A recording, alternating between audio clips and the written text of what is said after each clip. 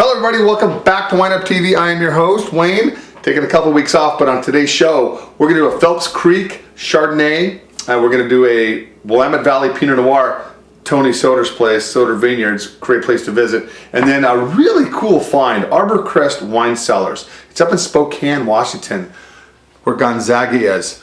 See you in a second, and we'll try these. I'll let you know what I think.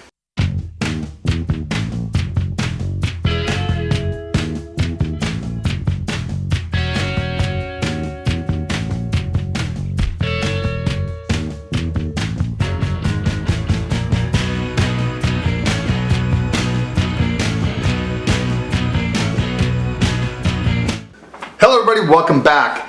You know, I hope everybody had a really nice summer. It was pretty much extremely hot east of Oregon, I should say east of the Cascade Range. It's been very cool and mild here in the Pacific Northwest, especially the Willamette Valley.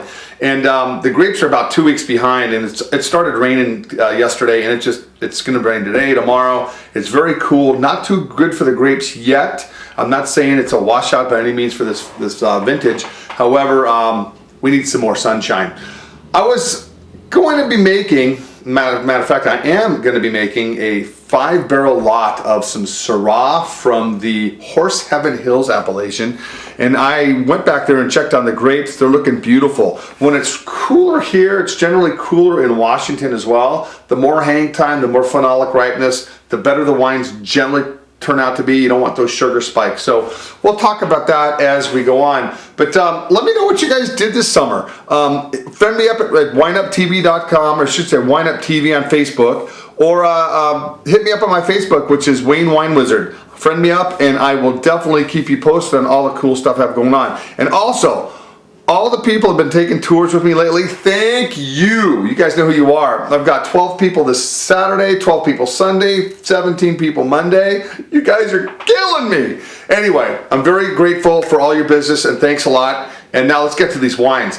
The first wine we're going to do is a great little find. This got some good, really good reviews as well. This is the Phelps Creek 2008 Chardonnay, Reserve Chardonnay, from the Columbia Gorge, which is just the Hood River area out the Columbia Basin, just before you get over the Cascade Range into Columbia Valley. This wine right here, this is it's 141 cases, $25 a bottle. Didn't make much of it. It got a 92 points in the Wine Spectator. Look at that color. It's just really golden, just a beautiful hue to it. And let's give it a little smell.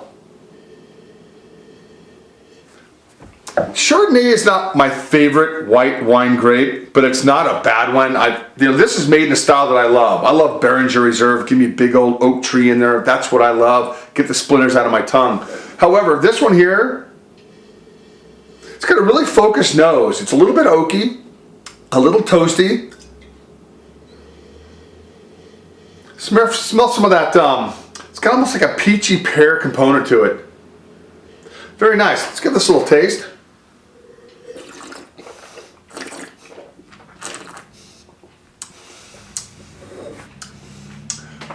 Ooh, that's really nice. I like that. A lot going on there. The integration of the oakiness, which isn't overly oaked, and there's, I'd say, 50, 60, 70% ML. Malolactic fermentation, secondary fermentation done in a barrel. With the lactic acid you find in milk, eats the malic acid like you find in a Granny Smith green apple. They kind of eat each other, and all of a sudden it turns out to this really nice buttery creaminess and texture. Very nice wine. This is not, for 25 bucks a bottle, this is not a bad thing. I think I have 3 or 4 cases left here. Very, very nice effort. Yum. I got to revisit that. Throw a salmon fillet on the grill and have it with that. Good juice, good juice. All right, second wine. I take a lot of people, this is the by appointment only place, Soder Vineyards. Tony Soder and his wife Michelle, they started a Tude Winery back in the day in Napa. Sold everything years ago, moved up here to Oregon, chased his passion, which is, of course, Pinot Noir. He's got this little barn on top of this knoll near Carlton, and it's just great. And Courtney is just wonderful. She deals with me and all my guests, and it's just a first-class operation. They start you off, they greet you with a glass of rosé sparkling wine. I think he makes 300 or 400 or 500 cases of it. Not much. Maybe I'll be able to get a case or two. It's a great, great wine at 50 bucks a bottle. Beautiful. But let's talk about this. This is our secondary label. I wouldn't want to call it secondary. This is purchased fruit that Tony will buy throughout the Willamette Valley. Comes from a great vintage. I don't know what the case production on this. It's not a lot. He's a smaller winery, but it's $30 a bottle retail. I sell it for 29 bucks here at the shop. Like my shop, it's opening up in about 2 weeks. But 2008, I think I've mentioned this before on my show. Amazing vintage, really cool summer, an extended growing season. It was nice in October, kind of like what we're hoping for this year in the Willamette Valley. But this one here is just got that beautiful, and I tell you, 2008, and I've tried a lot of the 2007s, they're coming around beautifully. And that vintage was just hounded by the press as a horrible vintage. It needed an extra 8 months to a year in a bottle, but they're tasting great. But this one right here, this is a nice Pinot Noir for the money. You have to understand with Pinot, some of the cost is you're only harvesting between 1.75 tons and maybe 2.25 tons of fruit per acre. So that equates to about a bottle of wine per plant, a little bit less in some vintages, like in 2008. So that's where you're going to get the cost. Some people say, oh, but Pinot Noir is expensive, it's this, it's that. That's why. It's not like Napa Valley Cab where you can hang 4, 5, 6 tons of fruit per acre. Here you're only making about 2 tons of fruit per acre, which is about 4 barrels of wine. All right, so check out this wine right here. You got a beautiful color on it. It's dark garnet, which is typical of the 2008 vintage. It's dark plum in color. Let's give this a little smell. Gosh, what a beautiful wine. It's got that dark black plum, red raspberry nose, a little earth, a little anise. Almost like that black licorice anise kind of a nose to it. A little earthy, a little mushroomy as well. Let's give this a little taste.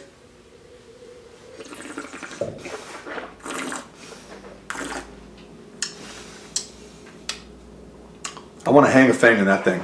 That's a great bottle of wine. 30 bucks a bottle, $29 here.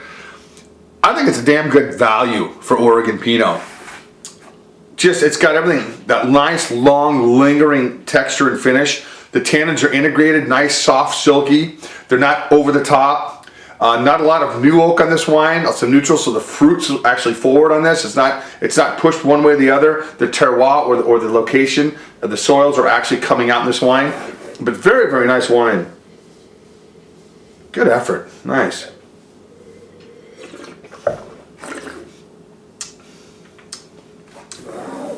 Somebody's got to do this. I completely understand.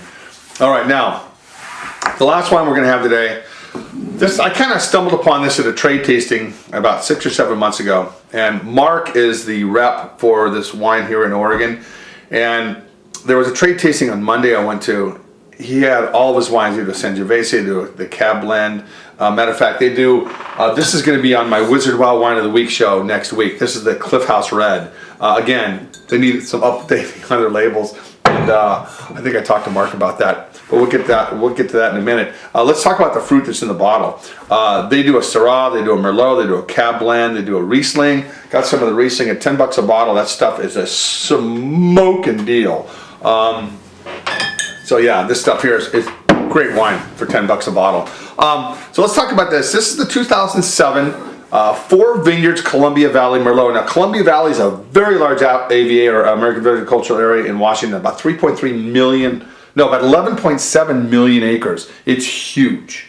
It's huge up there. So within that, you have a bunch of different areas. You know, you have Red Mountain, you'll have Horse Heaven Hills, you'll have Walla Walla within the Columbia Valley. So it's really nice. But let's try this 2007. I tried some of the 2008s, which I thought were just amazing. I'm not a huge Merlot fan. Nothing ever swayed me watching Sideways, by the way.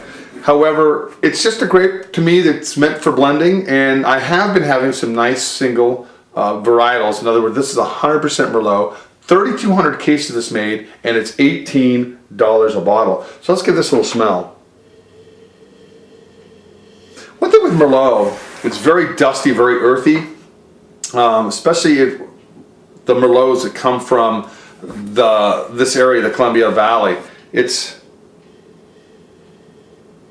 very nice. A lot of these wines, you know, honestly, guys, when you open a bottle of wine, let them breathe for a little while. You know, if they're not breathing, of course, give them out the mouth. But, you know, let them breathe for a minute. However, this wine here, right off the bat, it's got a very earthy nose to it. Got some black cherry fruit. Just that earth, just like a wet earth, which is, I like that. It's very rustic in a way, not over the top alcohol either. I think the alcohol content, this is 13.8, so yeah, it's not that bad. Let's give this a little taste.